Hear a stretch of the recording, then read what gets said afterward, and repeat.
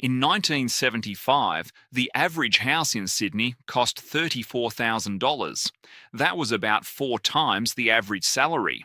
A regular person with a regular job could buy a regular home. That was the deal.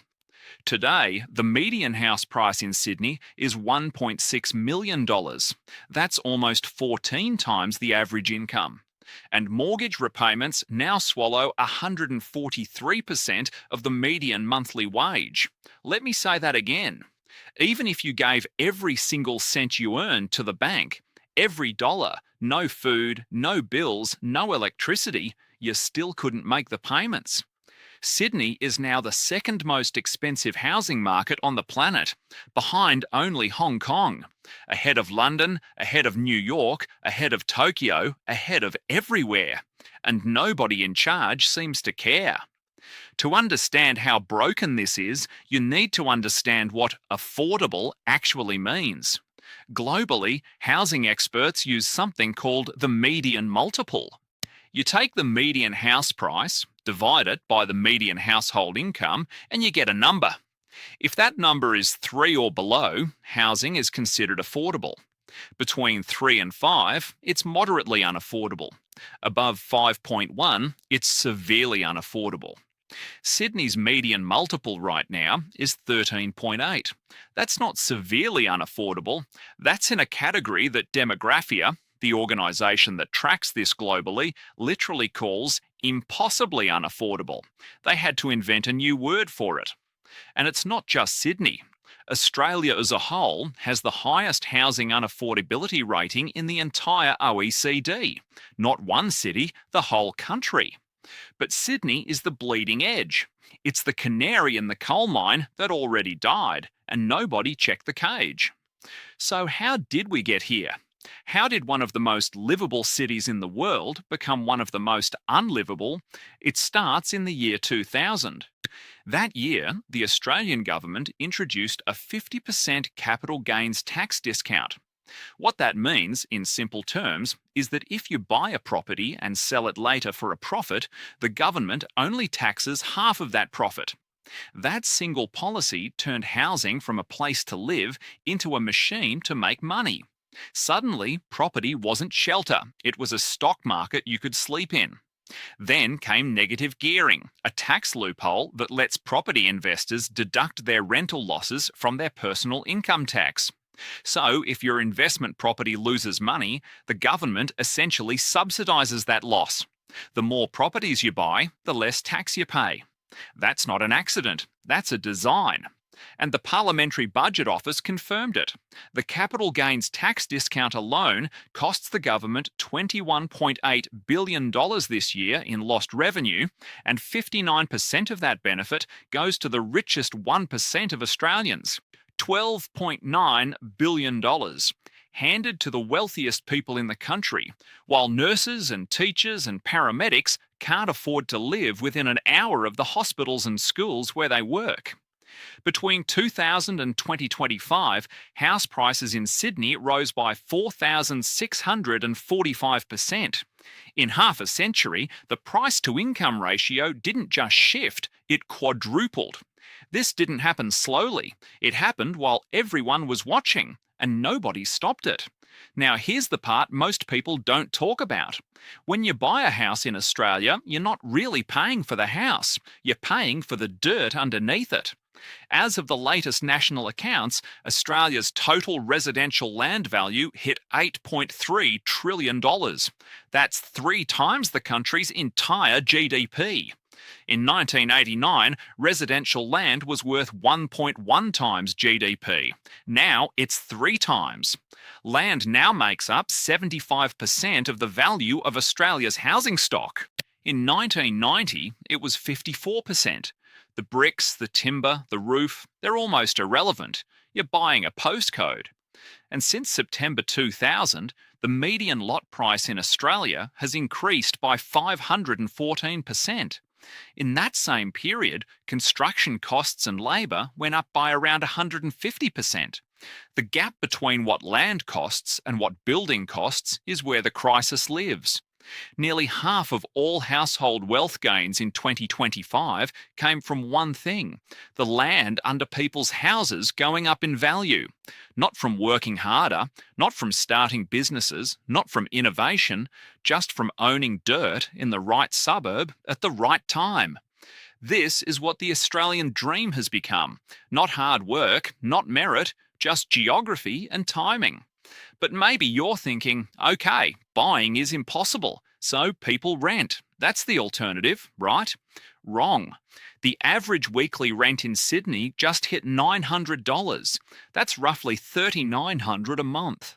Across Australia, rents in major cities are approaching $2,600 a month, and Australian households are now spending, on average, 33.4% of their pre-tax income on rent. That's above the 30% threshold that housing experts define as rental stress. So, by definition, the average Australian renter is now officially in housing stress. Vacancy rates in Sydney dropped to 1.5% in early 2026. A healthy rental market needs at least 3%. At 1.5, landlords have all the power. They set the price, they pick the tenant, and they raise the rent whenever they want. A warehouse supervisor in Melbourne named Michael said his rent went up by $480 in a single renewal. He said, "We cut holidays, streaming services, everything, but there's nowhere left to cut when rent alone consumes the majority of your income." Michael isn't an exception. Michael is the average. And across the country, more than 43% of low-income renters are now experiencing rental stress even after receiving government assistance.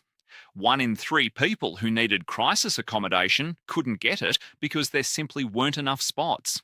And over 250,000 households are on the waiting list for social housing, including more than 122,000 classified as greatest need.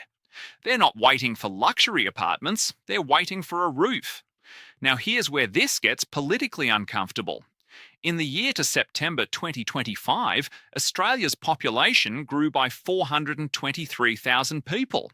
Net overseas migration accounted for 311,000 of those. And as of January 2026, there are 2.98 million temporary visa holders living in Australia. That's roughly 10% of the entire population. Australia's per capita migration intake is now higher than the United States, the United Kingdom, and Canada, not individually, higher than all of them combined. And here's the thing that nobody in government wants to say out loud: almost none of these new arrivals have anywhere to live. New migrants typically rent before they buy. That means hundreds of thousands of people entering an already broken rental market every single year, competing for the same apartments, pushing the same rents higher, while construction hasn't come close to keeping up. Australia's National Housing Supply and Affordability Council has confirmed what everyone already knows: the housing deficit is expected to get worse through at least mid-2029. Not better, worse. The government set an ambitious target of 1.2 million new homes over 5 years, but the Housing Industry Association says fewer than 1 in 4 Sydney councils even meet their approval timeframes. Average wait times for approvals hit 173 days. Some are stuck for over 250. You can't build your way out of a crisis if it takes 8 months just to get permission to start building. There's a term that's entered the Australian vocabulary in the last year. It's called the exit generation. In September 2025, an organisation called Home in Place surveyed over 1,000 Australians aged 18 to 35. The results were devastating. 53% said they would consider leaving Australia entirely to find affordable housing. 16% said they definitely would. Only 20% believe they're very likely to ever own a home. Half are unsure or outright pessimistic. More than half are spending more than 30% of their income on rent. 27% are spending more than half. And 21% have already delayed major life milestones, things like studying, moving out of their parents' home, or having children, because of housing costs alone. This isn't a financial statistic. This is a generation putting their lives on hold because the country they were born in can't house them. And the data backs it up on a deeper level. In the past 2 years, Sydney has seen its largest rate of domestic outmigration in over 20 years, larger even than the pandemic exodus. Without overseas migrants arriving, Sydney's population would actually be shrinking. People in their 30s are the most common demographic leaving. They're heading to coastal New South Wales and southeast Queensland, not because they want to, but because they've been priced out of the city where they grew up, where their families live, and where their careers are. The Australian Housing and Urban Research Institute found that the single biggest factor in whether a young person can buy a home isn't their income, their savings, or their job. It's whether their parents own property. Intergenerational wealth has replaced hard work as the entry ticket to the housing market. If your parents are rich, you can buy a home. If they're not, you rent forever. That's not a housing market, that's a caste system. So, what is the government doing about it? Well, the biggest recent policy change is the expanded First Home Guarantee Scheme. Under the new rules, first home buyers can now purchase with just a 5% deposit, with the government backing the rest. No lender's mortgage insurance. Income caps have been removed. In New South Wales, the property price threshold goes up to $1.5 million. Sounds helpful, right? Here's the problem. Multiple economists, including those at Domain and Lateral Economics, estimate this policy could push prices up by an additional 3.5 to 6.6% in its first year alone. Because it doesn't add a single house to the market, it just adds more buyers, more competition, more demand into a market that's already drowning in demand. It's like pouring water on a drowning man and calling it a rescue operation. And here's what the government doesn't want you to see. Nearly half of Australia's household wealth gains in 2025 came from residential land values rising. The government benefits from this. Higher property values mean higher stamp duty revenue. They mean more capital gains tax revenue. They mean wealthier voters who feel good about their net worth even if their children can never afford to buy. The federal government is, by its own admission, the biggest short-term beneficiary of high immigration and high property prices. More workers means more income tax. More property demand means more revenue. The cost, the social cost, the generational cost, is paid by everyone under 40. And the tax incentives keep flowing upward. This year alone, the capital gains tax discount will cost $21.8 billion in revenue. Nearly 60% of that benefit goes to the top 1%. The richest Australians are being paid by the tax system to make housing more expensive for everyone else. Behind the numbers, there are 3.2 million Australians who are one paycheck away from homelessness. One missed rent payment, one medical emergency, one car breakdown, and they're on the street. Every hour, more than 3,200 people contact homelessness services across Australia. And last year, more than 56,000 people who needed crisis accommodation were turned away because there was no space. Social scientists are now documenting something that would have been unthinkable 10 years ago. Australians are actively researching housing and employment options in Southeast Asia, Europe, and New Zealand, not as a holiday, as an escape plan. Families are leaving, young professionals are leaving, even retirees are leaving. People who worked their entire lives in Australia are discovering they can't afford to retire in the country they built. Women are disproportionately cutting back on food and healthcare to make rent. Men are more likely to take second and third jobs. Parents are choosing between feeding their children properly and keeping a roof over their heads. And here's the detail that should keep every politician in Canberra awake at night. The median household income in Sydney is less than half of what you'd need to afford a median-priced home without falling into mortgage stress. You'd need to earn roughly $278,000 a year to comfortably service a mortgage on an average Sydney house. The median household income is around $133,000. There's no bridge between those two numbers. There's a canyon. Let's put Sydney in context. At 13.8 times median income, Sydney is the second most unaffordable housing market on the planet. Only Hong Kong, at 14.4, is worse. Vancouver comes in third, then San Jose, then Los Angeles. London sits at 14th on the list. But here's what makes Sydney different from all of them. In Hong Kong, average salaries are significantly lower. In Vancouver and San Jose, tech industry wages push incomes much higher. In London, public housing stock, while shrinking, is vastly larger than Australia's. Sydney has the worst of every world. Prices comparable to the most expensive cities on earth, salaries that are competitive but not exceptional. A public housing system that has been deliberately defunded for decades, and a tax system that actively rewards speculation over shelter. Australia's housing costs are nearly 49% higher than Germany's. But Australia doesn't have Germany's public housing infrastructure. It doesn't have Germany's tenant protections. It doesn't even have rent control in most states. And the most damning comparison of all, the most affordable housing markets in the English-speaking world are in the United States. Pittsburgh, where housing costs about 4.5 times the median income. Not a single Australian city appears in the top 45 most affordable. Not one. The standard political answer to all of this is, we need to build more houses. Fine, but here's why that isn't happening. The Housing Industry Association says Australia is nowhere near meeting its own targets. The government announced a Housing Australia Future Fund designed to finance new social and affordable homes. But the HIA's managing director was blunt. We're still a long way from 40,000 finished homes. Australia doesn't need more press releases, it needs more homes.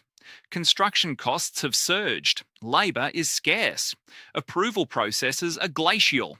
Profit margins on many apartment projects have fallen below 5%, leaving almost no buffer for delays or cost blowouts. Entry-level apartments in Sydney, the kind that used to be called starter homes, now cost around $1 million on the city fringe. Further out, they hit $1.5 million. First-time buyers have been completely priced out of the segment that was supposedly designed for them. And who's buying instead? Baby boomers, people who already own property, who already have equity.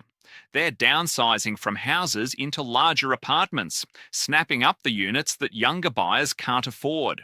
The generation that benefited from cheap housing is now competing directly against the generation that can't. The construction pipeline isn't just slow, it's pointed in the wrong direction. Let me give you the numbers that nobody in Parliament wants to read out loud.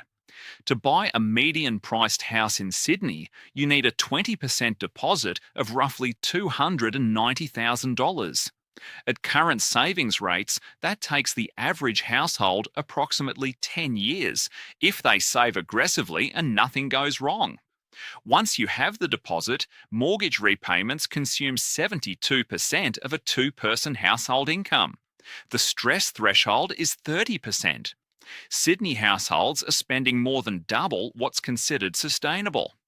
In 1975, mortgage repayments required 44% of the median monthly salary. Today, it's 143%.